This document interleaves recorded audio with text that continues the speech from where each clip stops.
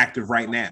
You know what I'm saying? And that are, you know, in one way I could say it's easier for a new artist, but in the same breath, I can say, man, new artists have to really keep up with the technology. And that's why, you know, I refer to Thesis a lot, because he's like my, you know, guru when it comes to the all things technology, social media related type of things. You know what I'm saying? He's a TikTok guy, and he's on all that kind of stuff. And, you know, and like for me, to kind of date myself a little bit, I was having a conversation with Brown and my assistant, and we were talking about TikTok, and I was thinking it's something that you can just kind of like jump in and jump out of.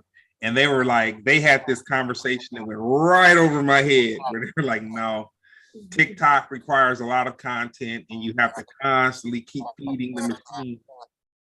And it's a lot more complex than just a post here and a post there. So that was pretty amazing. So with all that being said, we're gonna start with you first, NIKO. Where are you from? Well, peace. I appreciate you having us.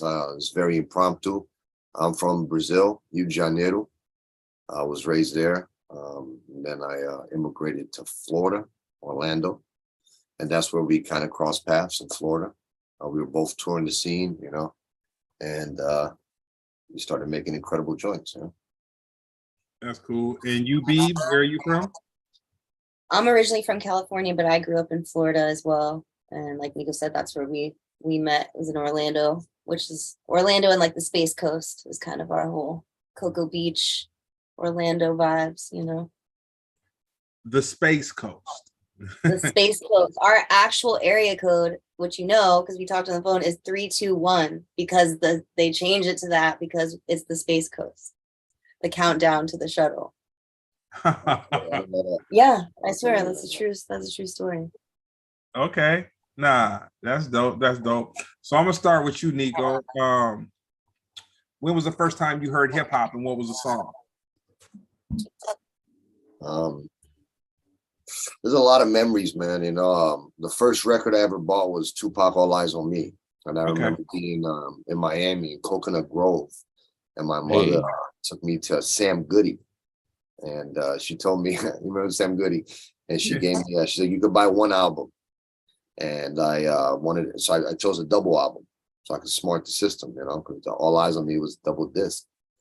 And I got it and I brought it home, and it was very impactful. I was super young, you know, I got it later than it came out. I was probably like 8, 7. I had just moved to America, and it was so impactful for me, you know, hearing that so loud and from a different world. And I was like, this is incredible. This is, you know.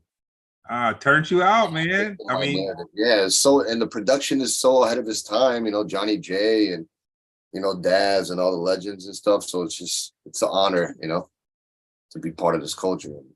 And that's my grounding, you know. That's so funny.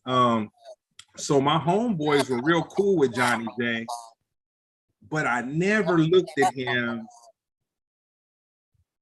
kind of as the greatness as he was. But then it's kind of like when you I didn't know him well at all. I'd probably seen him a handful of times, but my homeboys knew him really well.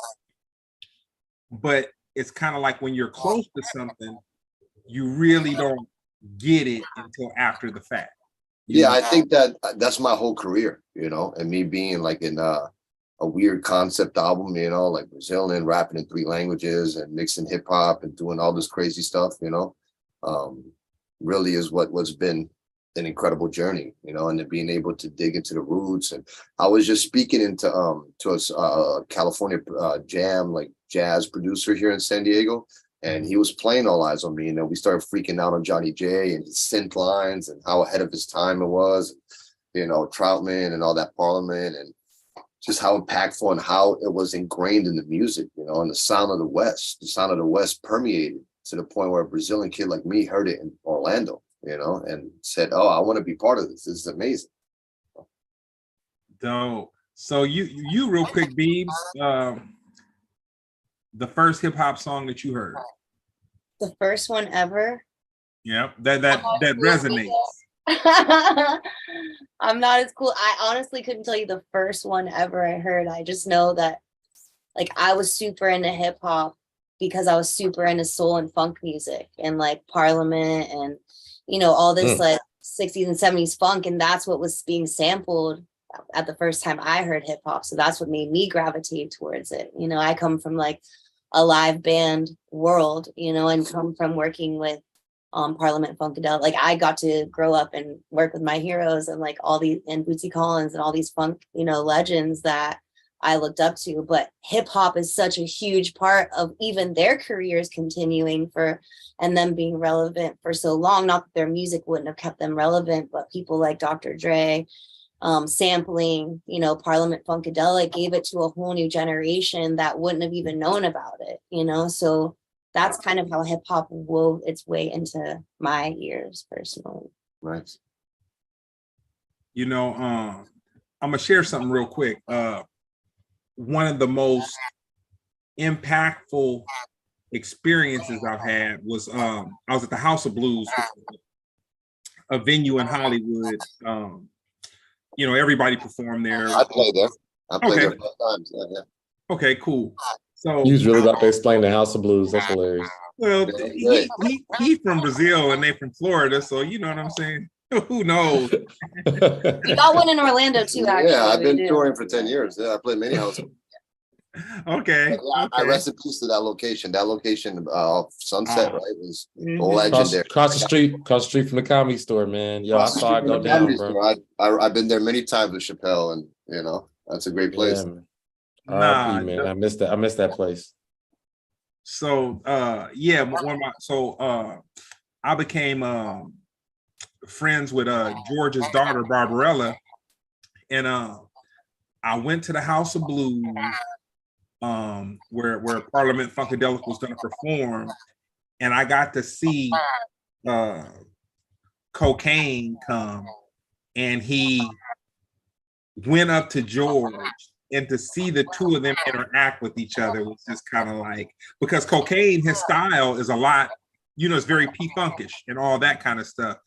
And, you know, to see George embrace him and then to see Cocaine give him his flowers, it was just kind of like, man, that was just like a moment for me. I was like, damn, Cocaine comes from hip hop, rap music, all this, you know. I can't say there's another hip hop artist that sounds more like George or the P-Funk experience than Cocaine. And to see Cocaine, you know, give him his flower, they gave each other their flowers. And I was just like, damn. Because I, you know, in my mind, I was thinking, you know, dang, how does George feel about this? Like, you know, like how does George, but like George knew him and everything. So no, that was a cool little moment in space. I think that was the coolest part, and always has been the coolest part about George, even now, is that he's always supported, like where a lot of older cats would be like, oh, I don't like this new music, or I don't like what they're doing. He always supported the vision of the younger artist, even if it wasn't something that, you know, he would do. He always supported the younger artists, including his grandkids now. And the Parliament show is like part of the show is him introducing his grandkids' music and the evolution of Parliament Funkadelic in this new generation. And I just think that's so cool for an older person in music to do that and really still relate to the youth and still be youthful and relevant and still making cool stuff. You know what I mean? Like that's music is what keeps us all young and vibrant, and it's a spirit, you know. You can't fake the funk. You can't fake, you know, there's only two kinds of music, good music or not good music. And so you can't relate the soul of music. And so, you know, I just think that he's just a great example to all of us and how to bridge those gaps of generations, you know what I mean? Without thinking that one is irrelevant or old and one's too new. It's like we all have so much to learn from each other.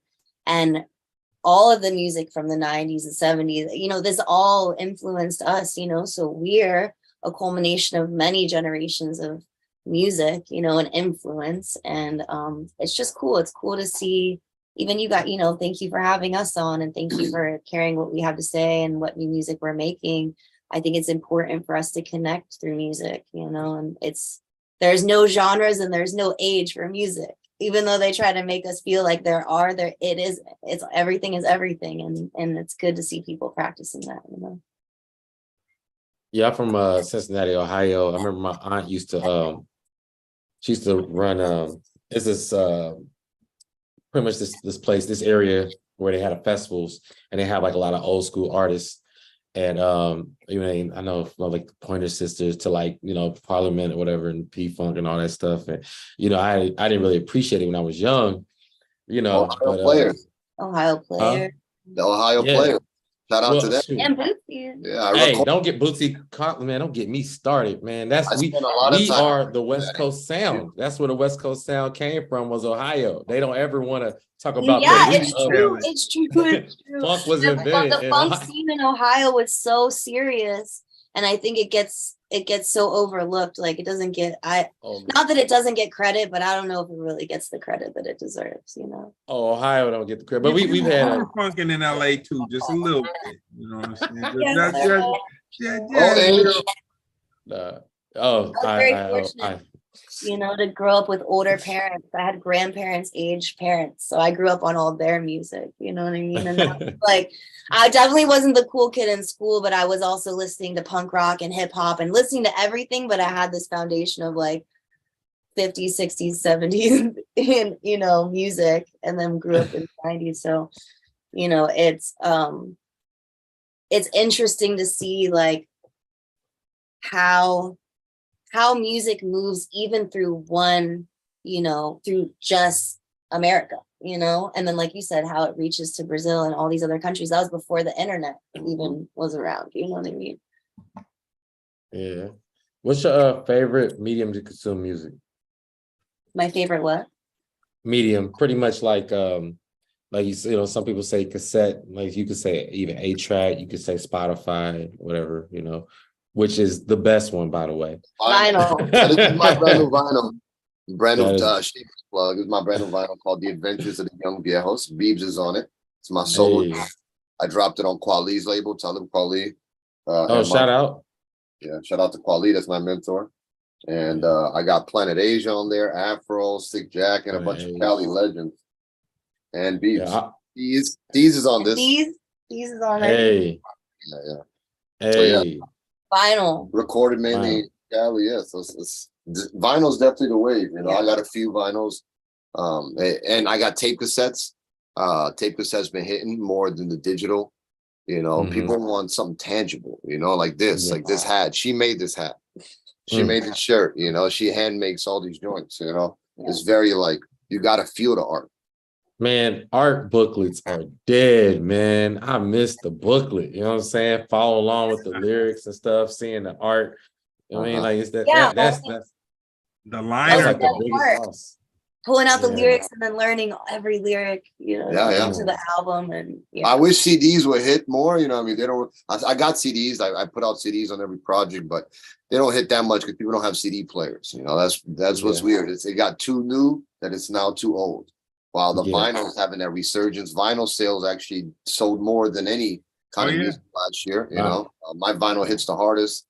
Tape cassette too. You know, I mean, if you got a tape player, you listen to tapes. You know, maybe not in the whip unless you got the old joint. You know, like my folks in Florida got the, you know, old school tape cassette cars. You know, California Terry, he'd be riding around.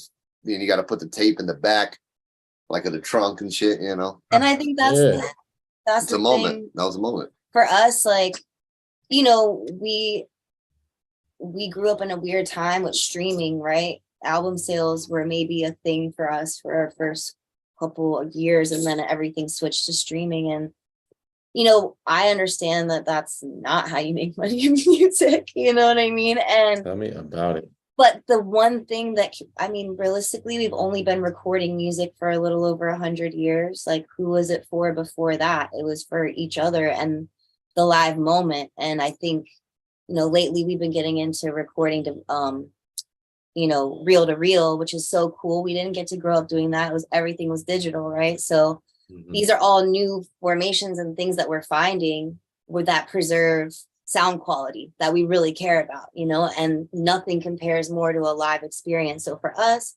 more than we're focused on putting out CDs and this and that, we are dropping all new music this month, but it's about the live experience, and a small live experience, you know, like 100, 150, 200 people where it's interactive and it doesn't feel like we're super far away, and people are there because they want to listen to the music and they're present on their phone the whole time, giving us some shitty video audio that they're probably never going to upload anyway. You know what I mean? It's like being in the moment. That's kind of what we're about now, because like you said, we do need to be up on technology, but that can take a real toll on your mental health. And, you know, when you're always in the computer, sometimes you just have to remember that music is made, even if someone's beatboxing and someone's rapping and another person sing, that's music. Nature was the first music. It doesn't always have to be about technology. Sometimes it can just be about being in a room with other people, having an experience without arguing or fighting or saying whose experience is the proper one.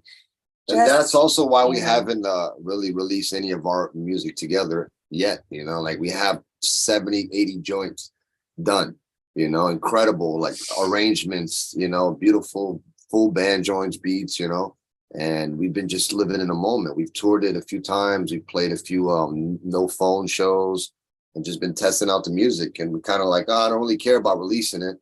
But then it's like, this music's too good not to be released. So now we're getting into the wave of, you know, releasing our shit with this project, All the Kids, for the first time, you know, and it's exciting, you know. It's exciting making something and not having to put it out, and then finding a right moment. It's like, oh, maybe we should put it out. I think people need this, you know. Heck yeah. Okay, I'm gonna start with you first, Beebs. Your favorite hip hop movie? Favorite hip hop movie? Oh, go to NIKO first. I need to think about that longer. Oh, mine is, I got too many, bro. I've watched them all. Maybe Paid in Full. You know, okay. You know, I like Juice, Poetic Justice. I mean, you know, Dave Chappelle Block Party. Okay, that's my slick. Yeah, that's a nice answer. Now I work with all those guys, you know. Now I work with Dave. Now I work with Kweli and Yassine, you know, and Dead Prez, you know, and M1, and it's really shocking, you know. Like we were just at, not just, it's been probably 3 years when we were at the Chappelle show for Badu's birthday. Oh yeah, at the Comedy Store with Kweli, and it was like a very big LA moment, you know, of just being in that room and seeing Chappelle just murk it, and then being backstage, you know, until like 4 a.m. with Badu and Jeffrey Ross and Kweli, and just talking. And what anything happened at night? I'm trying to think if I was there or not. I've that been to was a lot like of them. 4 years ago, but you know, I rock with Chappelle a lot, man. You know, I've been doing joints with him, so it always happens with him.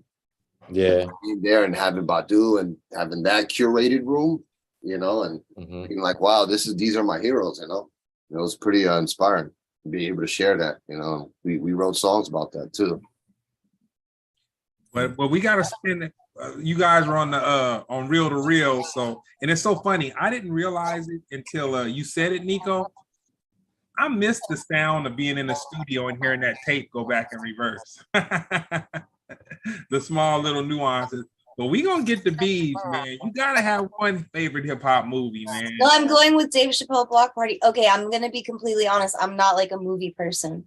Like that's right. NIKO is an insane movie buff. All he does is like focus on cinematography and watch all these movies. He always tries to get me to watch movies. I'm so glad you're asking. And I seriously just told him yesterday, bro, there's movies playing in my mind all the time. I don't need to watch any more movies. You know what I mean? Like my life is a movie to me, so it's hard for me to just sit there and like watch another. That's a good That's a good cop out. I'll take that. That's a good answer.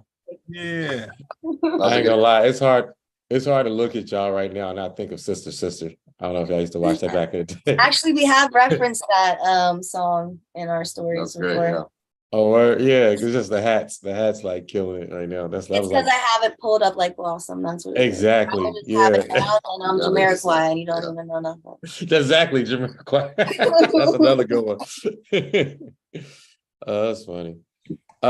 So I don't know if you heard recently, 50 Cent got charged with, I think, a battery for throwing a mic in the crowd, but because you know he's been doing his last lap tour. But do you know why he threw the mic?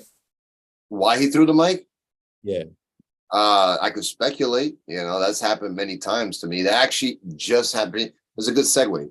This just happened to me at the Blue Note Jazz Festival right? Where Mhm. Parliament was playing. Shout out to them, bringing it back. Hey. I was there with Quali and Madlib, and Oh, they man. brought me out during the jam, like 20,000 people, and my mic didn't hit like that. They gave me, my mic wasn't tested, but like on stage, it was so loud, and I didn't have time to sound check. It was an impromptu freestyle joint, so I got handed the mic, and then I rocked it. In my mind, it sounded amazing, and then later they were like, it was a little low. It did sound amazing, but it was a little low, and that was because the mic, was freestyle. Shit happens when sound man. Did you throw it though? I did not throw it. That's actually why I brought it up, because literally same thing happened with Cardi B and Kendrick Lamar last night while he's performing with Beyonce. Oh, no way. He did his whole verse. Nothing. Yeah, it's very surprising that something like that happens, because these guys are professionals, right? Yeah. They're not like open mic audio engineers. These guys are Yes. union men. They're making $100K a year. Yeah. Maybe the 50 Cent, probably more, right? Way more. Hey, man, Beyonce, come on, these are major concerts. Beyonce's sound person. This and is they have their Kendrick own- Lamar's verse. Yeah, Yo, you're fired, bro. a a lot of sound, people a fired. sound person will get fired behind some stuff. you like should get that. blackballed for that. So, well, my So question you're is, saying that is the this- sound guy should be the guy to catch the charge, not 50 Cent. Yeah. Oh, no, I can't. No. That's not what I'm saying at all. But my question is, how common is this? I'm not like, I mean, Very common. I do comedy, but it's very common to Very have common. like audio hookups and I was gonna say how you handle it. Yeah, very common. You never throw a mic though. Like, No, why would you throw throwing a mic? a mic is not a common. Having the sound problem. Tour with bands. There was this one band, I won't name the name. I would really like to though, but I won't. Where just because his sound tech didn't have his guitar cable taped down, he just melted down and skipping stoned his guitar across the crowd, full Wow. packed crowd. It hit our one kid that was on our guest list in the face, Oh, cracked his head open. wow. And then I'm like yelling at the dude. This dude has a pretty big ego and no one's apparently ever talked to him like that before. And I said, we have a responsibility to these kids. How dare you be so irresponsible and just hurt people and blah, blah, blah. And he was like, whatever. And the next day he ended up apologizing to me. He called me in his He was oh, lucky. you're right. That was really They apologize to the kid. Apologize to the kids. For the kids. Straight up, I was like, "That you're lucky if that kid doesn't sue you," and blah blah blah. And he's like, "I'm gonna send him a guitar." I'm like, "You better send him $100K. You just cracked his face." Yeah, exactly. What a guitar gonna do? It's gonna traumatize him. He hates guitar. But you know what? The kid was a huge fan of his band. And he was like, "Yeah, the dude cracked me in the face." Rock and roll. Hey, I had a situation where I had somebody and they were too faded on stage and the mic flew out their hand, and it was the week that the Google glasses came out, and we were in San Francisco, and he broke this dude's Google glasses, hit him in his face. And but Pete, though, I talked the dude off the ledge. I got him to settle for like $1,500, which he claimed that was the price of the glasses, but he worked for Google, so I knew, he didn't. Oh, pay. yeah. But the funny part about it is, I no longer manage the cat, and his girl had kind of got into it with me and stuff, and I was like, I stopped him from getting a lawsuit, and she's like, well, that was your job. That's what you're supposed to do. And I was sitting up there like, dude, this cat that got hit in the face with this mic, he was so on it.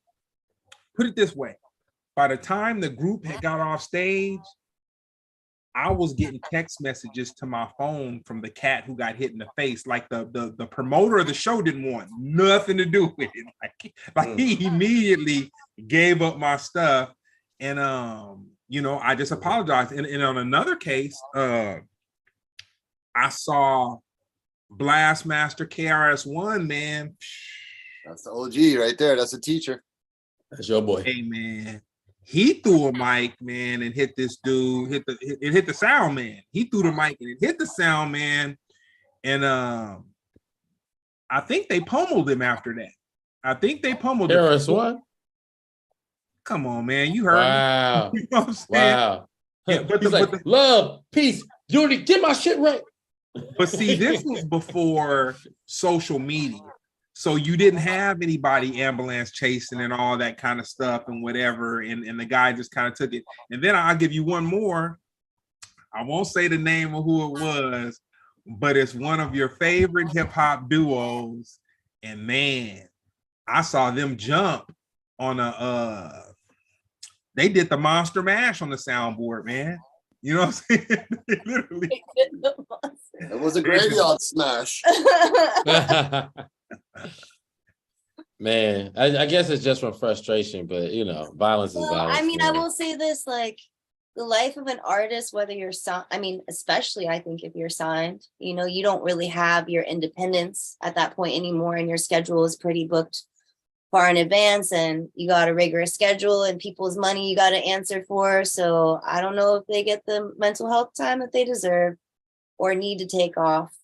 And that's why you should want to remain independent, so you can take your mental health days. Hey, NIKO, that was very sweet of her to say that, man. You know what I'm saying? That was very sweet of her to be compassionate towards the, you know what I'm saying? The Monster Mashes and the mics hitting sound man in the head, and after the mic hits him in the head, it flies straight up in the air. It doesn't skip to the left or skip to the right. Mhm. I mean, I think that's the one thing no one tells you about when you're a touring artist. Yeah, it could be the shit. You could have a bus, but guess what? A bus is just a studio apartment with way too many motherfuckers on it for way too long. And I mean, and you're sleeping while it's going like this, and you're not eating, and you're not in a coffin, you're not eating the best, you're you know, schedule's rigorous, you got to do a lot of peopling into a lot of different energy. You know, you're drinking to stay up, like, you know, it's sad. Man. That's not the life, you know what I mean? It's not ideal, and people don't scrapping my life. Ooh. Yeah, and it looks so glamorous, but I mean, I lived that life for a long time with my band, and you know, it was dope until it wasn't dope anymore. And I realized, oh, this thing that we were sold, this being a rock star and touring the world and doing all this stuff, is exhausting. And no one gives a fuck if you got a day off because you have a show booked and you need to play and tickets are sold and you're tired of playing those same songs. We don't care. Those are the ones that people want to hear. And you know what I mean? Like you don't feel good because you haven't been eating well on the road because you ate a corn dog at a truck stop at 4 a.m. We don't give a shit. Like, you know, so shoot, or the Weeknd losing his voice. That was crazy. There is a price to pay for everything. I particularly love my freedom. I don't want anyone coming up to me crying or freaking out. I want people to come up to me and say hi, and I'll say hi. We'll have a nice interaction and I leave. You know, and no one needs to put anybody on a pedestal. We're all having the human experience. We can appreciate each other's art without making life weird. You know what I mean? Because it makes people break. That's how you end up throwing a microphone. You know what I mean? That's how you end up smashing up a soundboard. Mm-hmm. I got a quick question for NIKO real quick. So my favorite Brazilian beverage is Guaraná. Guaraná. Love Guaraná. Yeah. So my question to you is it similar to cola champagne to you, or am I just cheap and I've just tricked my mind into thinking that cola champagne tastes like Guaraná? Yeah, I mean, so I'm a Guaraná enthusiast. Okay. I love Guaraná. I'm a Guaraná encourager. Okay. You know, like I put people on a Guaraná. You know, I'm not the biggest soda drinker, but a Guaraná doesn't feel like a soda because it's Brazilian, you know? Yeah. And like I tell myself, it's not a soda, you know, and it is. It's, you know, but I grew up with Guaraná and it was a moment for me. And then coming to America, and then at first, you know, when I first came, it wasn't like how it is now, you know. Now it's everywhere. And yeah, I think it's related to cola champagne. You know, I think it's in the family, you know, like I'll take that too, you know, manzanita and like a cream soda. Yeah. Like ginger ale. It's like a ginger ale cream soda with a little tropical flavor. With cherry. You know, a cherry, a little experimental cherry. You know, like yeah, like it's just, but it's phenomenal. And every time you have it, it's so refreshing. Like we've been on the Guaraná kick for the last 3 days. I grabbed a bunch and we ate Brazilian. I've been cooking picanha, you know. Oh wow. Yeah. So I'm really into the kitchen too. And I tried a diet Guaraná. Don't do it. Oh I man. ain't going to Diet Guaraná not doesn't hit. Yeah. One of my homegirls I went to high school with, she had a band playing in her backyard, and they're Portuguese. Yeah, they're Portuguese, but they might be from Brazil. But anyway, they had like so much food, and they had bought a like the big case of Guaraná, and man, she's like, Greg, take anything with you. And I, at age 51 years old, I did take two, and I stuffed one in one pocket. Yeah, man, a whole lifetime. Guaraná double shooter. Yeah, now you got a post, Guaraná lifetime. Pre-Guaraná, post-Guaraná. Yeah. BG. Well, I had it at Bossa Nova. This lady. Bossa Nova's all right. It's like fast food Brazilian, Right. like commercialized hip hop, like hip hop, like auto-tune Brazilian. I said, you took it personal. He said, hold on, wait. Don't be bringing up a Bossa hi-hats, Nova when we talking about something. It hits, but too many hi-hats and auto-tune for me. I got the ill spoon. Yo, go to Wood Spoon. Right? Where's that at? Wood Spoon is in downtown LA. Cafe Brazil is in Culver City, like Venice. Those are the two best ones in the city. Wood Spoon is like incredible. Okay. Owned by a Black Brazilian woman. And she was on Bon Appetit. She did infused shit. I don't know if you watch Bon Appetit, but it's like infused food TV show, and she's incredible. Chef Natalia. Yo, Splendid Radio about to get sponsored by. You should. The Wooden Spoon. You should. Wood Spoon. I don't know about Wood Spoon, but Cafe what's Brazil, Culver City, also Okay. incredible. It's not open that all sounds night. Like familiar. Bossa Nova is just convenient, like. We taking notes. I got all the spots for you, man, in LA. Well, y'all remember I was there, and I was on a ginger beer kick, and they was like, "No, we don't have that." I was like, "See, we got this one drink." She tried to describe it. I was like, "I guess I try it." And I tried. I was like, "This is no, yeah." I remember, they asked somebody else, "Did you want something?" Everybody was like, "Nah, that sounds crazy." I was drinking it. Oh yeah, when they bring you the can, I'm drinking. This lady next to me was just staring so hard, like I was like, "Do you want some?" She was like, "Yeah, I guess." She fell in love, man. And I know she was balling because she paid for the whole table. But yeah, Guaraná. I was like, "Oh, that sounds familiar." So I gotta mix the Guaraná with the bourbon and put a little lime in it. Okay. Yeah, the party animals. You know what I'm saying? Not me. That's him. Hey. So I know you already spoke about this, Beebs, but if you had to choose a genre of music, what would it be as your favorite? A genre? Yeah. I couldn't do that. You don't lean to one more than another? A genre? Yeah. I guess funk. If I had to pick one, it would be funk. And I'll take that. Absolutely had to pick one. I will take that. And you, NIKO? Me? Oh, come on, bro. It's obvious. It's the culture. It's color. Country? Shame on me. Shame on me. It's obviously bluegrass, Obviously Appalachian bluegrass, especially, No. Brazilian fucking Argentinian tango. Argentinian tango. Or Yugoslavian folk. You know what? Real quick, NIKO, you being in the United States and seeing the gravitation of American producers to your folk music, like to the indigenous folk music from where you come, like, did that make you feel kind of like, how did it? Now, I'm not gonna say how it made you feel. I'm gonna ask you, how do you feel about, American, producers really digging Brazilian music and going down there and kind of like getting into that? Right. So, Brazilian music is incredible, and it's diverse, it's colorful, it's vibrant, it's a lot of pain, a lot of trust, a lot of honesty, and it's been in the best hip-hop songs ever. Dilla, Madlib, we're big believers in and students of the Brazilian culture. They went to Brazil. They have a documentary called Brazil in Time. You can check it out. There. Yeah, with Cut Chemist, and yeah. So that's an incredible experience, right? And it's been sampled in the Pharcyde joint, you know, like it's everywhere, and it's pure, you know. And like I'm working on an album with Madlib, right? And we just chill and just hang out and just talk about Brazilian joints, you know. And I play them wild, you know, because I'm a digger too, you know, like digging in the crates, you know. Shout out to Diamond D, you know, I work with him, and we just sit there and just freak out on Brazilian music, just get stoned and sip a little something and just go through joints, bro. 70s, 80s, 90s, you know, like it doesn't stop. And it's so rich and so full. And it's so ingrained in hip hop, you know, like because of that jazz and that, you know, tropical vibe and those colors, you know. Definitely. Okay. Yo, It created me. It gave me life, you know.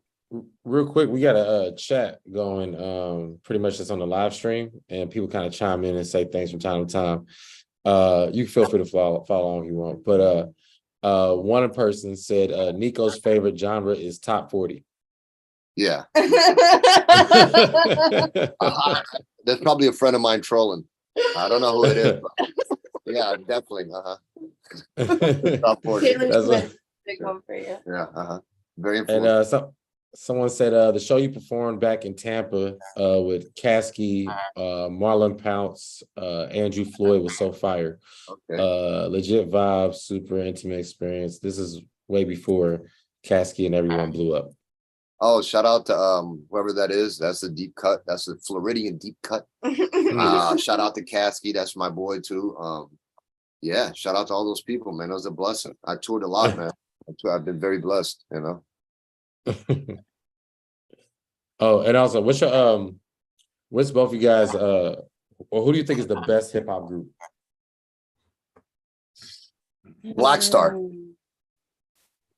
Hey, man, I'm biased though. I'm about to say, yeah, you ain't gonna go against the money. I get it. You ain't gonna go against your money. Yeah, I mean, Outkast, you know, Outkast, you know, De La Soul, you know, so many, and go, you know, West Side Connection. I don't know, you know, Keep It Responsible, you know, LA. Yeah, I mean, so many. Does TLC count as hip hop? Absolutely. Because I say TLC. TLC. That's cute. Yeah, shout out to TLC. They're absolutely hip hop. Yeah. TLC. I'll say I was, but I say I was a Black Star fan, and you talk about Madlib Liberation. I remember specifically having like a bunch of people over my house when I was in high school, and I'm just like throwing on music, and I put on Liberation. It just came out. Like I printed it. They didn't even have it in stores. You had to print the label, the cover. And burn the disc, man. I burned it. I made it and I put it on. Everybody was like, and this is like when early Lil Wayne, 50 Cent, that stuff was hot. They was like, man, what the fuck is this? And I was like, yo, this shit hard. Blah, blah, blah. They was like, man, if you don't put music on right now, I'm like, nah, y'all understand, man. This is where it's at right now. Yeah, that's a great one. That's absolutely a great record. They just dropped Liberation 2. Definitely just dropped Liberation 2. And I was supposed to be on there, and the sample didn't get cleared. Dang. Yeah, and it was heartbreaking, but you know, it'll come out. I think I just side note to this question. I feel like this album doesn't get enough love, but I think it's Us Three, where they did a bunch of songs over Blue Note, like all these Blue Note recordings, Cantaloupes on it. I don't know if you guys remember that. Never heard of that. What? All right. Well, that's a deep cut right there. It's deep cut, but it was so good. Like literally, they were on the same label, I think, as that Blue Note had, and they let them sample all of these jazz tracks, and it's just a really great album that I think doesn't get enough love. There you go, deep cut. Deep cut. Didn't think that jump was gonna happen for TLC. These basically want to know it was These that said that, by the way, that your favorite genre was top 40. These. Of course it is. Yeah, These just left here. Actually, we're working on a project. We got a lot of music together, and he's featured on all the kids joint that's coming out. So yeah, Buffet Baby. Yeah, sure. Shout out to These. Shout out These, and shout out to you guys. Thank you again so much for having us. And that's easy. This one is one directed at you, Beebs. I got to get you more interactive, man. You're this I'm a hard catch Brangle. Let's go. I'm ready. Yeah, you're this funky soul singer, man, and you're married to hip hop, but we're gonna make it more than your cousin by marriage. We're gonna Okay, let's go. I'm ready. we're gonna make it more than that. No, I'm just messing with you. When you were in junior high school, what was the soundtrack to your junior high school experience? That would be giving away a lot, but that was a really polite way to ask, how old are you? Ah, man. I'm just kidding. That's funny. In high school, Junior high. in junior high school, Trick Daddy, Okay. thug.com, www.thug.com, that was my jam in high school. Don't judge me. Okay. I filled with it. Shout out to What? Trick. You asked me, that's I the love Trick. truth. Yeah. No, so you're in Florida then. Yeah, Because I don't know too many people That makes sense now. in Los Angeles. I mean, in junior high school, and Trick Daddy was there. You know what I'm saying? Because A lot of it kids. might have been high school. Trick I a lot don't of remember. kids. But Trick, yeah. I was gonna say the same thing. Trick love all the kids. That was They the love best. all the kids. All the kids. Like literally. Trick Daddy, Trina, all the Outcasts and all the Atlanta hip hop that was coming out. That's mostly, aside from listening to old school hip hop that had soul and funk samples, that was what was happening in junior high and high school for me, was like a lot of Southern rap. Yeah. So I loved T.I. He was great. I got another good one. So Florida is the southernmost state in the United States. Would you guys say that Florida is the South? The more north you go in Florida, the more south it gets. Yeah. That's kind of the rule of Florida. Yeah, I mean, you could drive 30 minutes and be in Trump County. You could drive 30 minutes and be at the, progressive, futuristic beach town. Like you could drive 30 minutes, be in the swamp. Yeah, South Florida is a lot of immigrants from Haiti, Jamaica, Cuba. Our South Florida has a very rich culture. There's a lot of culture there. Orlando is central. That's kind of a mixed pot. And then north, the more north you get, you're just basically in South Georgia. Man, Florida be making only Southern news every day. Like it's Okay, always wait, some stuff I'll like tell you why. This is the truth, the hardcore truth. Okay, hardcore truth. Florida has open public records. Most states do not have open public records. Like you can literally, I grew up doing background checks on dudes I was thinking about dating because I wanted to see, because you could just do that. You could go on the clerk of court website, type in someone's name, it'll give you their whole record. I thought everything was like that, but apparently no, you have to get court requests to like look up stuff like that in almost every other state. So that's why so much crazy news comes out of Florida, because we just say, look at all of our shit, we don't care. Oh my gosh, that kind of makes sense because it get crazy. I mean, Florida can't run from being the South. That's impossible. But the South is all the way up to North Carolina on that side. Yeah. So I mean, some of the most tense vibe places I've been through on tour are sometimes like the Carolinas, just like this thick tension sometimes, you know what I mean? And that's not technically the South, Nah, they the South. That's a culture thing, man. But Florida, man, Florida, anytime. Don't let Florida fool you. Like we have Orlando is the biggest Brazilian hub in the country, you know what I mean? And there's a lot of really cool multicultural communities in Florida because of, a lot of immigration into Florida. But yeah, if you listen to the news from Florida, yeah, that's what you're getting. Pythons, iguanas, and gators. That shit is real. We actually lost 80% of our small game in Florida to snakes and reptiles because we had a big exotic pet trade in Florida for many years in like the 90s and 2000s. People would get these snakes and then they get huge and you got to start feeding them like rabbits and chickens and stuff, and then freaks people out. So they just let them go in the Everglades and there's no natural predators. So when I was growing up, we had like deer along the side of the road if you were driving down the highway. Now in South Florida, you just see iguanas like the whole way. It's so wild. Wait, the snakes eat the deer? Oh yeah, snakes. These snakes are huge. There's huge snakes in the Everglades, like big Burmese pythons and Sound like we need to hunt the snakes. there's the Everglades is the only place in the world where alligators and crocodiles cohabitate. Oh, Florida's a wow. wild place. That's a wild place. They're like cousins.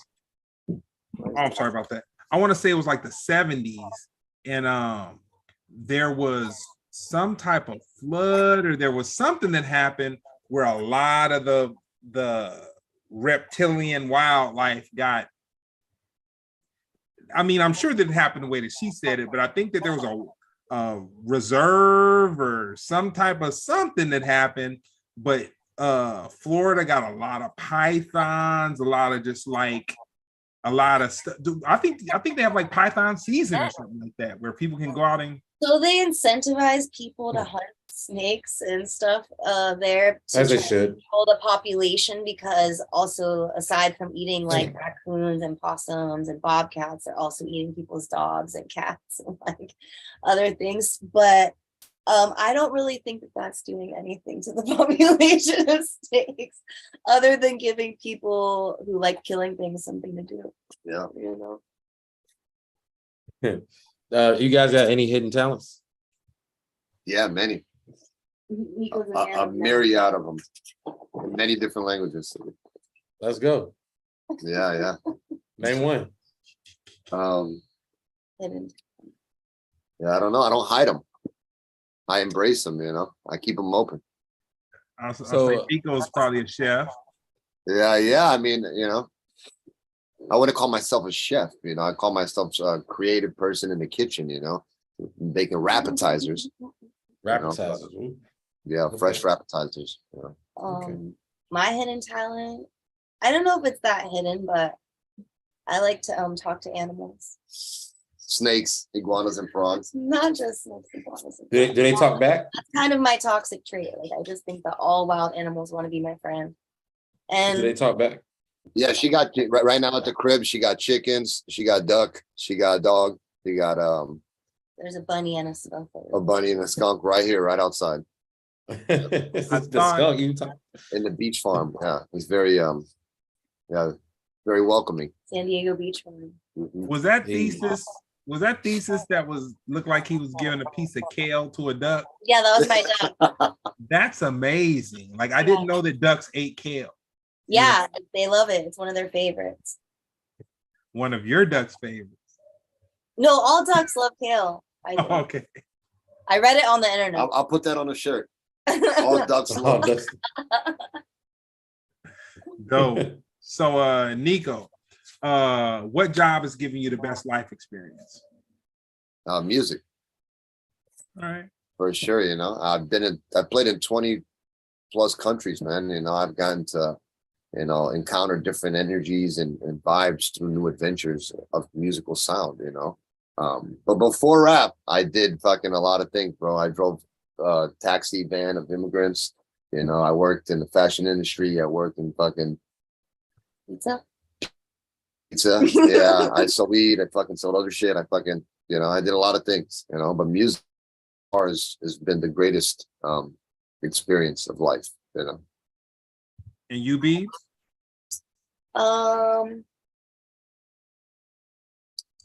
The job that gave me the most experience for life. Is that the question? Yeah.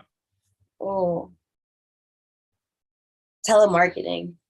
It taught me how to Yes. deal with I a did that lot of too. people, and Hey. it taught me how to keep a smile on my face and a nice rebuttal.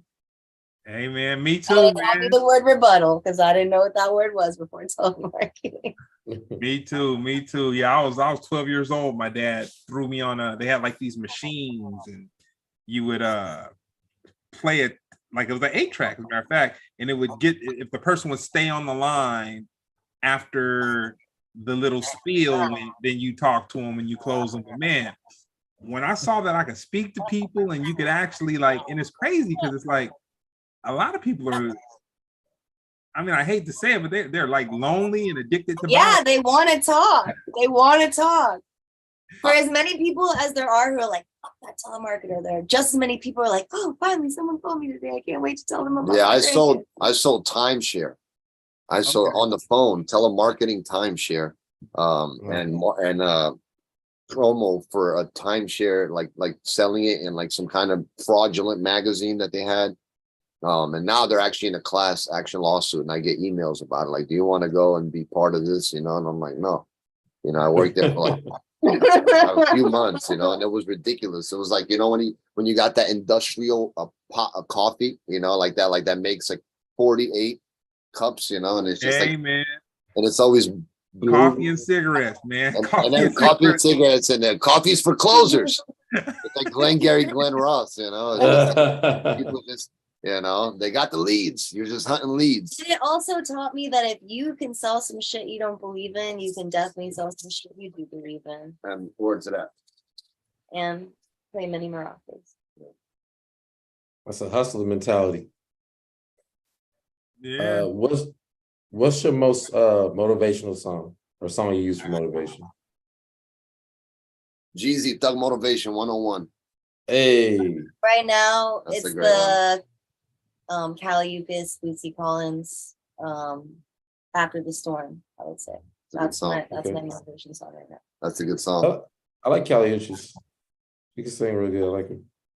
Yeah. All right. So we've tap danced around this the whole podcast, and it's been in our face the whole podcast. You can see it a little less now that you guys are up, and we're doing the podcast. But before, we saw NIKO's shirt with all the kids all over it. We saw the hats, all the kids. Everything is all the kids. Yep, all the kids, everything. Yeah, So all the kids, everything. It's a lot of all the kids. what is all the kids, NIKO? All the kids is us, man. It's a celebration of youthful joy, and finding happy mediums through different worlds, like me and Beebs collaborating on a new universe, of sound and just, and art. It's not just music, it's a bunch of things, it's mixed media. She paints, she makes the clothes, she makes the art, we write different things. We got TV shows, we got, a lot of other things. And it's just a celebration of being timeless. Yeah. And wearing your inner child on the outside. That was good. Wow. That was freestyle. I wish I would have rehearsed that. I'm going to write that one down. That was good. Yeah, I'll write it down too. I think it's something that, we feel like, our collective of talented humans that surround us, that we create with, are vast from a lot of different genres or, backgrounds and, influence. And the thing that we all have in common is that we don't take ourselves too seriously. We're very, passionate about making good quality music and soundscapes, but at the same time, we don't take things so seriously because we know life is short. And I think it's important to just remember, everyone told us to grow up. They're like, grow up so fast, oh, you need to grow up. And then you get to be a grown up and you're like, yeah, this sucks. Like, this is way not what I was expecting.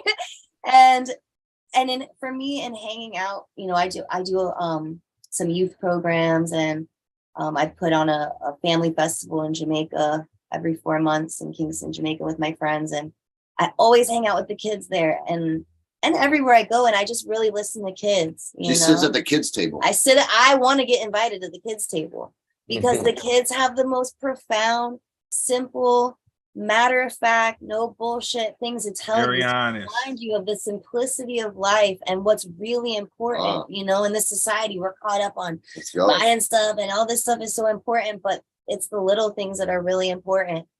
And this, I think, what drove me the most, to this whole idea of, religious people say we are all children of God or Jah or whatever. Well, if we're all kids, then we all have to treat each other with respect and love, and like we're still here growing and learning every day, instead of like yelling at you for not knowing everything, because everyone's got different experiences, and essentially Earth is a huge classroom for us to learn in, but everyone's so gung-ho on like having all the answers. Oh, I know. I'm gonna throw the mic at someone. Good job. But it's that's what it is. It's just a classroom and we're all the kids and we're all learning. And, you know, it's important to laugh along the way while you're learning and growing and teaching, you know? So that's what all the kids is. It's all of us. It's not just me and NIKO, you know, it's not just the people collaborating with us. It's the people that that have been coming to the shows and participating in the shows and singing with us and being present and creating this like container bubble of vibration and good vibes and actual healing. Nice. That music is supposed to be used for. Oh, let's go. In a crazy ass world. Nice. What's you guys your dream tour? Your dream tour you want to be a part of? Our dream tour. Every tour I do is a dream. Every tour I do is a South American dream. Dream tour. Badu, Khruangbin, Black Star, And the and Thievery Corporation. How do you feel? Thievery Corporation, dope. And that's very doable. It has been done in many smaller incarnations of it. And hopefully in the future we will do that and be part of that vibe, you know, because that's pretty nice. Damn. All right. So there's a, you know, away from Beebs, her very rainbowish butterflies and bunny rabbits skipping across the lawn, her view of life. We're gonna go to the current outbreak of chaos and shopping malls getting ran up in and the youth going crazy and all this. I live in the South Bay,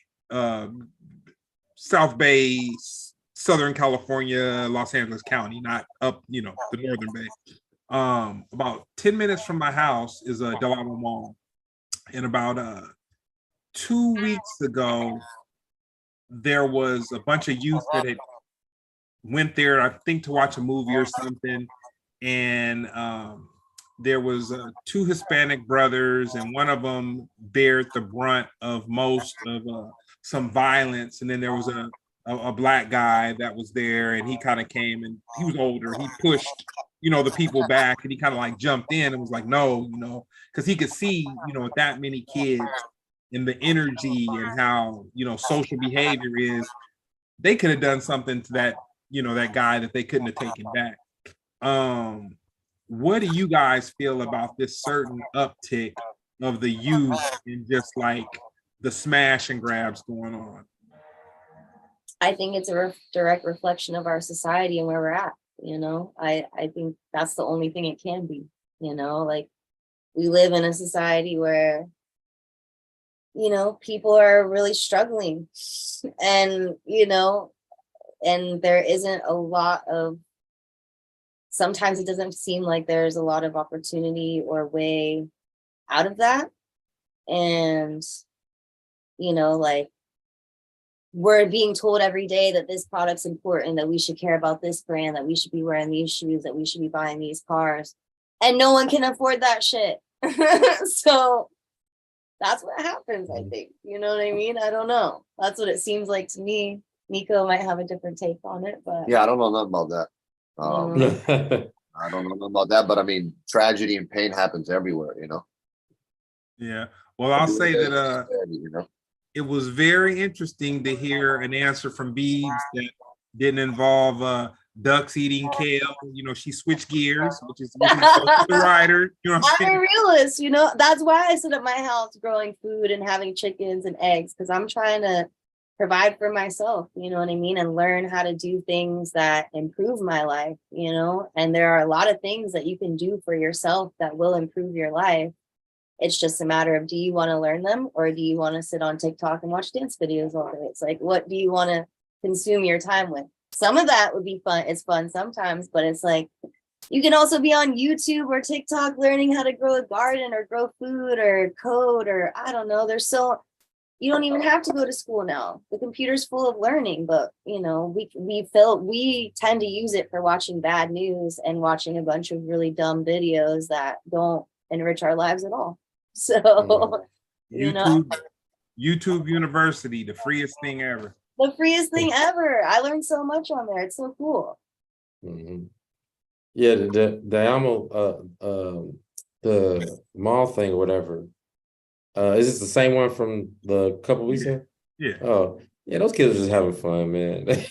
They kids, man. I mean, I did a lot of wild things as a teenager. I won't repeat, but I can only imagine being a teenager or a young, you know, like in high school at this time. Yeah. On the planet, bro, it'd be And- wild. I just went to school online for 3 years. I haven't seen anyone. Like now I'm just out here in the world, you know, just doing whatever. Like I don't even know what I would, who I would be right now. You know? Yeah, it just started. It's funny, like when you get a little older, you can hear a description. You be like, "Oh, yeah, those kids." Like just the All the the kids. order of events, the priorities. You be like, "Yeah, those kids." It's like 1,000 people rushing in, only one gunfire, nobody shot. Like, yeah, those are kids. I mean, adults do it too. I think the internet also, you know, the internet's done a good job of getting adults riled up in groups against each other too. Oh, but they would have shot each other though. That's what I'm saying. Like, They do in Instagram comments, you know, and Twitter oh, comments. yeah. Oh, yeah, absolutely. Yeah, no, that's you can tell there's been a difference. What is your guys?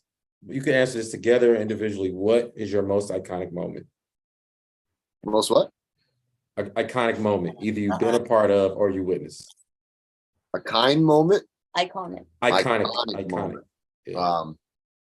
I opened up for Stevie Wonder in Ohio after the Ohio shooting at the Chappelle benefit show. And that was life-changing for me, you know, to be there with all of Ohio, you know, screaming out OH, you know, like, yeah, you know, and the energy of Ohio is incredible, man. I spent a lot of time there recently, you know, and yeah, that's one of many, you know. I mean, we can go down the list, you know.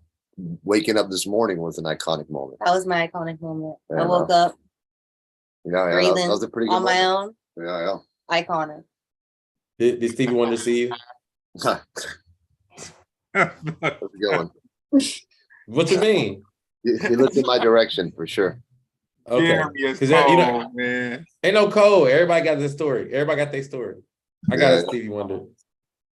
I didn't get to meet leaving. him, unfortunately. He's like, you know, has a force field of magnetism around him. You know, he's the god. I got to see him live, man, backstage. Actually, I ran to the front to see it. It was the greatest moment I've ever experienced, and I'm a huge Stevie fan. He called me crying. Yeah, I was on mushrooms too, you know. He was like, like it was just a moment. I'm just, you know, after I just opened and I just played in front of that, like, oh man, it was something special. Isn't it like weird that you could like perform with somebody and still not like get to talk to them? That's so like, yeah, I mean, this 'cause, was really big, man. You know, it's not, and Yeah. it happens like that sometimes, you know, but yeah, you know, this is like a really big thing, bro. There was like 50,000 people there, 60,000. There's a lot of artists, you know, Chance and Thundercat and hey. Tiana Taylor, I think, and Paulie. Yeah, it was incredible, man. You know, it was a moment. Yeah, I've seen Stevie Wonder twice. I met him once, actually, because of Chappelle. He was doing it's actually, I think it was the night or maybe the night after Prince died. And they were doing like a big like Hollywood, like man, Chappelle, he's the only person I've seen that like could just call up celebrities and they just stop what they doing and then join him doing what he's doing. Yeah, he did that for me, man. You know, I wrote a song and it was during COVID. And I was stuck at the crib, and he was throwing the parties and the events in the cornfield in Yellow Springs. And I wrote this record that ended up making the Diamond D Paul Lee album, Gotham, called "I'll Tell You Later." Incredible record. And he just called me. He heard it. He loved it. And you know, and I was there the next day. You know, during COVID, I got 62 COVID tests while I was in Yellow Springs, and it was like every single day was a COVID test. Did you catch it? I caught it. Because they all caught it. Yeah, I didn't catch it through them. I didn't catch it through them. You know, that was shout out to Mo Amer. Actually, he's the one who spread it. That's my guy. That's my guy too. I love Mo. I was just with him. Yeah, that's my guy, bro. I love him. Yeah, so but I didn't catch it through him. I caught it, you know, at a different time, thankfully.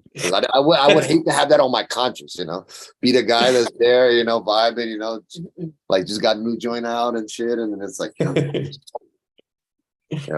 that was the time. That was when we started making all the kids. He was the beginning of COVID, those first couple years, he was spending half his time at Dave's and half his time here, and just bringing back stories from there. And I was putting together all-star band jams because everyone was home and available, so I was making super bands with like all these people, and he was getting in on that. And it was just like this very creative time. It's very, as scary as it was for all of us too, it was just a very creative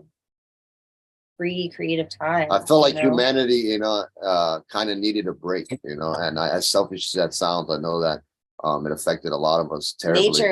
Nature needed a break, and there wasn't much a break in Florida, either, so I'd come here and like it was kind of, they were doing it pretty well and very respectful. And in Florida, it was only closed for like 2 weeks, and then I was like, all right, if I ever get bored, I'm just going to go back to Florida and everything's open, but open with like a clause, with like a little like asterisk, so it's like, oh, you gotta have your mask on while you're at the bar, or and then you can take it off. You just gotta have the mask to walk in, and then once you walk in, you can take it off. Like it was very little like asterisks, and it was very interesting to see how the whole world was taking it. Yeah, it had its pockets of places. I know I had to go to Austin to do comedy because it was one of the few places that just didn't stop. Yeah, I love Austin. I'm there every month. I got a monthly event in Austin. We got a link on that because I go. Yeah. Last Tuesday every month, man. What's the venue? It's at Superstition now. It used to be at Native Hostel. So it was all Native Hostel, and it's about to be the 2-year anniversary actually on this Tuesday. Not this Tuesday, the last Tuesday. It's great. Because Kweli used to DJ at Native Hostel. It's me and Kweli. Yeah. Okay. So I hosted Kweli DJs. And it's like a charity event for a local community of artists, they got displaced. So yeah, it's an incredible event, man. You say less, I'm there. We're gonna make it happen. Yeah, absolutely. And then we can go to the mothership and go see Joe Rogan. I performed there last month. Fire. Don't you love it? Yeah. I mean, they treated me because I've been waiting for it to open up this whole time, and I seen all the hype, but I had other stuff going on. So when I finally got a chance to, perform there, they just rolled out the red carpet, made it easy for me. So Austin is very receptive, and they got a lot of love to show. Absolutely. Yeah. All right, NIKO. The best advice anybody's ever given you. There are ships made of wood. There are ships made of steel. But the best ships are friendships, because those are real. That was off the cuff right there. That was a free one. That was a freebie. All right. And you be? Well, I played bingo with a 92-year-old lady a few weeks ago, and she told me, I asked her what her best advice to me would be at her being 92, and she said, live in the moment and never get married. So I think that was probably the best advice I've ever gotten. I got a standing ovation from a whole room of old ladies for never being married. They all got up and it was really dope. Here's another. Thank you.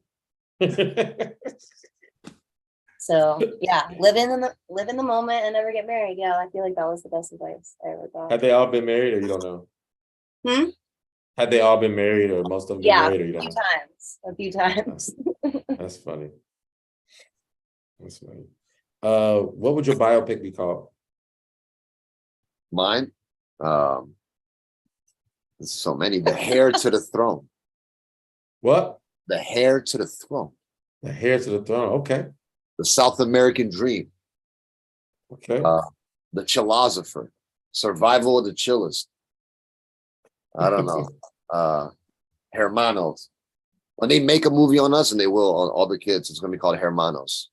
Hermanos. Connected by hair. The duck that ate kale.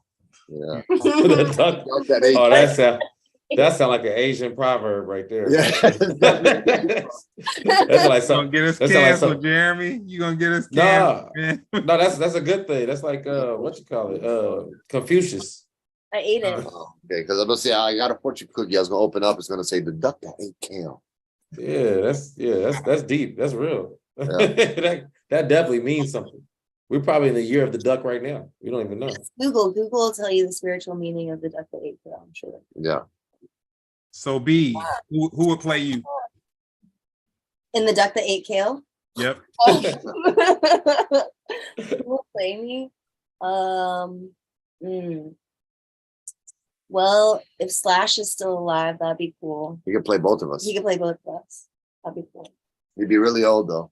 He would He's be already so way older old. than us, you know. He would be so old, but I think he'll make it. Yeah. I think he'll outlive us, honestly. Any advice for your past selves? Yeah. Advice for their past self? Grow your hair earlier. Um, You know, I waited till I was 20 something to have this beautiful hair. You know, if I would have just had it in high school, things would have gone smoother. don't Or do- not. I don't live in a what if world, you know, because that's Mhm. dangerous. You know, if you sit there and, you know, your past experiences make you who you are, you know. So like I Yeah. sometimes I get real stoned. I like think about that and like, oh, if I knew what I knew then. But it's like if I knew Mhm. what I knew then, I wouldn't know what I know now. You Hey, know? I have some advice for my past self. Hmm. All the things that you think you're doing for beauty are just going to make you uglier. The hair extensions will make your hair fall out. The eyelash extensions make your eyelashes fall out. All the makeup will make your face break out. Oh, And you're keep way more going. beautiful just as is. Oh, Well, I got some sad news for you, NIKO. If it unless your genetics are very strong, man, and you find yourself like myself, man, you know what I'm saying? I got a convertible about age 30, you know what I'm saying? Or something. yeah, no, I'm good for Hey. life, my G. I'm good. The hairline is glorious. Rest in peace to Notorious. Since you we know? showing off, I'm working on mine. Yeah, I come don't know how on. much longer I have. What are talking I about? don't know how much longer I have, but It's the hair monos, man. It's the best hair. in the business. I want to be like Gandalf, you know, like just have the long joint, you know, like I don't grow the best beard. This is me trying to grow a beard in Cali. You know? Like, it's a solid goatee, you know, it's an 8 at best, but it's like it's hard to have both.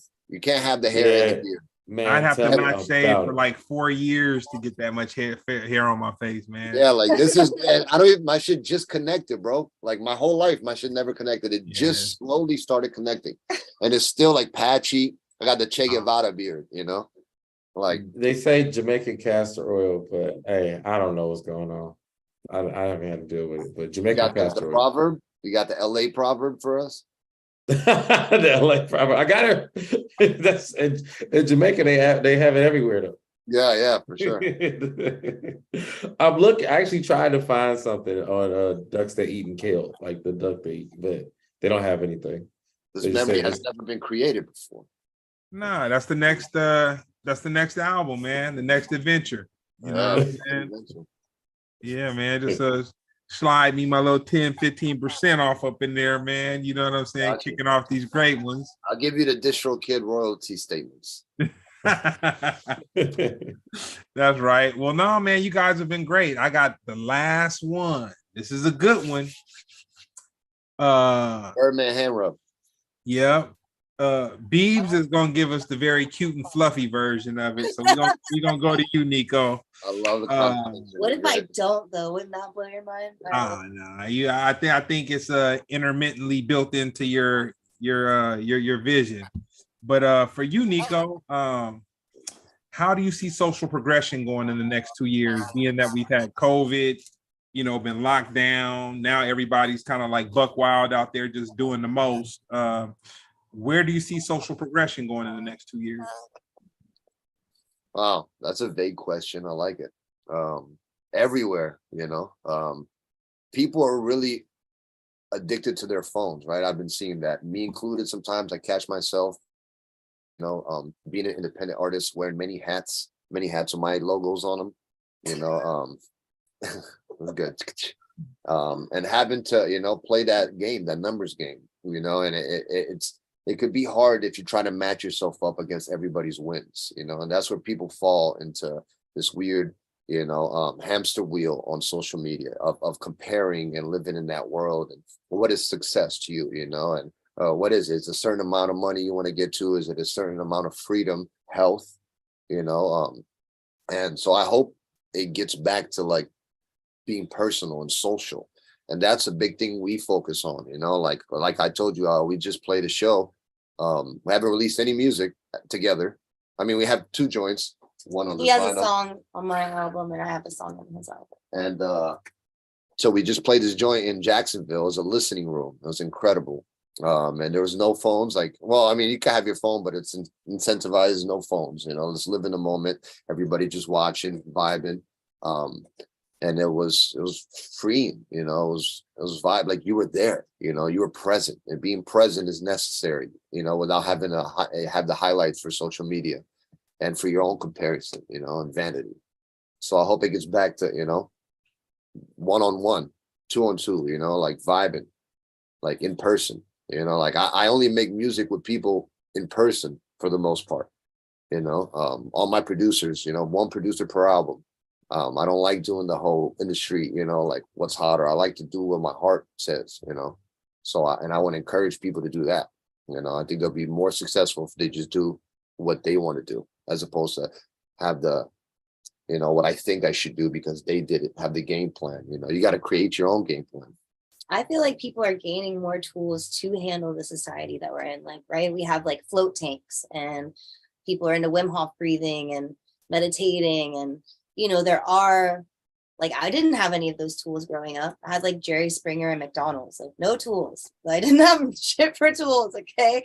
Now, like, you know, they're teaching little kids breath work and, you know, meditation, and the tools that we need. You know, social media and the internet has a lot of tools that can make life easier for us and make work more efficient. But also there's tools that we need to gain for our own like spiritual wellness, you know, which is maybe not on the internet. It's just having that moment to remind yourself like, okay, I just need to breathe or enjoy this piece of nature or enjoy this flower.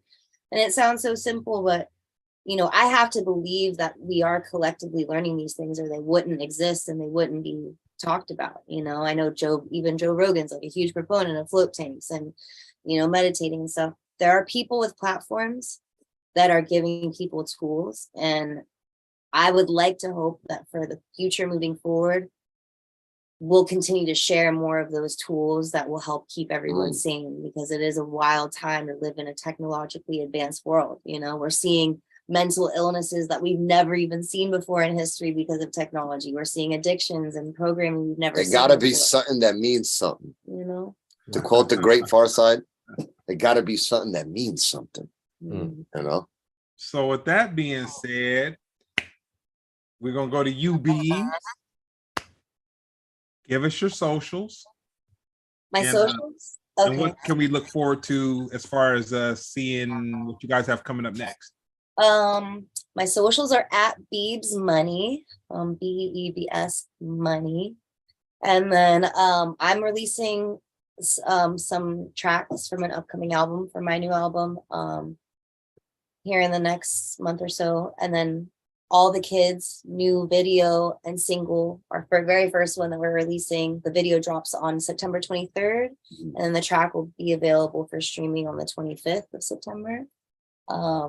NIKO has a new album out as well. So and then you can follow All the Kids Play on socials, and our YouTube channel is the same, All the Kids Play. So your socials, NIKO? NIKO High, at NIKO High, everywhere. I deleted Twitter. I don't have that anymore. I don't have TikTok. I don't really do. Pretty much it's Instagram. And yeah, I got a lot of music, man. I just dropped this vinyl. I got another album coming out on Friday, a solo album. Yeah, probably my 15th. And then me and All the Kids gonna drop a lot of music. Yeah, I'm very excited. Appreciate you guys having us. It's a blessing. Dope. So what's up with you, Jeremy? What you got coming up? What can we look forward to?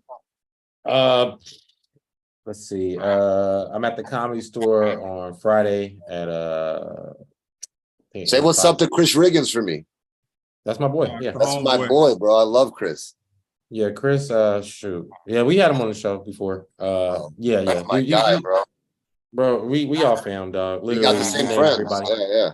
Exactly. Yeah. I'll try to make it. I don't know if I'll be in LA Friday, man. I should be, actually. I need to be. But it's hard to leave the place where the duck eats kale. I believe it. The timing. And Friday, we'll definitely come see you. Comedy Yeah, store. Friday. If not, I'm there on the 14th too. Thursday. I leave 14th. Tuesday to Florida. Okay. But yeah. Oh yeah. But yeah, shoot. Well, we keep in touch. I'm following you on Instagram now. Definitely, So absolutely. yeah, I'll be in Boston September 29th through the October 1st too. So I mean, but yeah, that's everything for me at Jeremy Comedy. Nice. Dope. Well, man, with that being said, this has been another great episode of Splendid Radio on PharcydeTv. Thank you, Beebs. Thank you, NIKO. Thank you. Thank you, all the kids. And thank you, Jeremy. Absolutely. Wait, spray them. They need a little rose water.